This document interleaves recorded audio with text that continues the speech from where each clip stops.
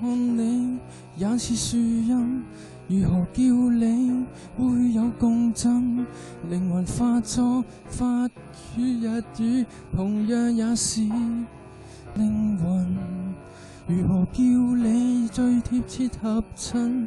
如何叫你會更興奮？連名帶姓會接近你，還是更陌生？要是完全忘了姓氏，也沒有本身的名字，總記得神情和語氣，無字暗語。你也心中有字，我叫你玉蝴蝶。你說這聲音可像你，簪花也是你，風之沙也是你，怎稱呼你呀？這個世界尋獲你，你那裏是蝴蝶，然而飛不飛一樣美。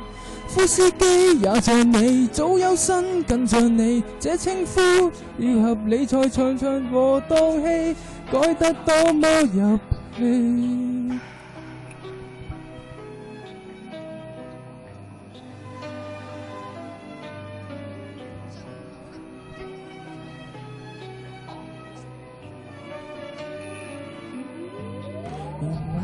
你也要醒，你會更動聽。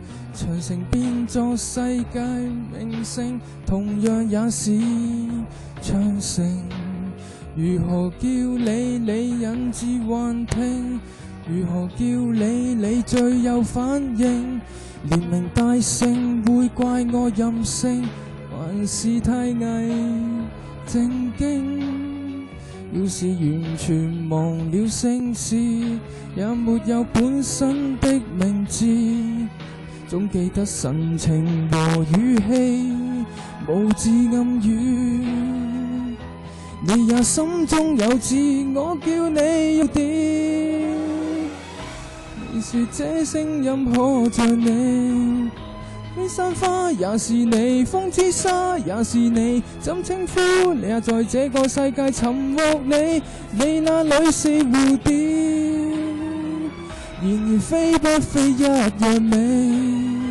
夫斯基也像你，早有身更像你，這稱呼這合理才長長和蕩氣，改得多麼入戲。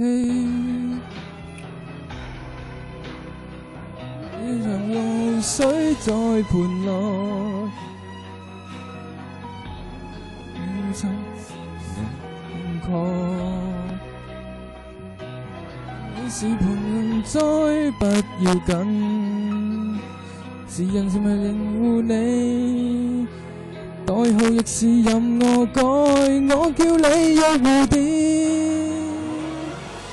你說這聲音可像你，戀山花也是你，風之沙也是你，怎稱呼也在這個世界尋獲你，你那裏是蝴蝶，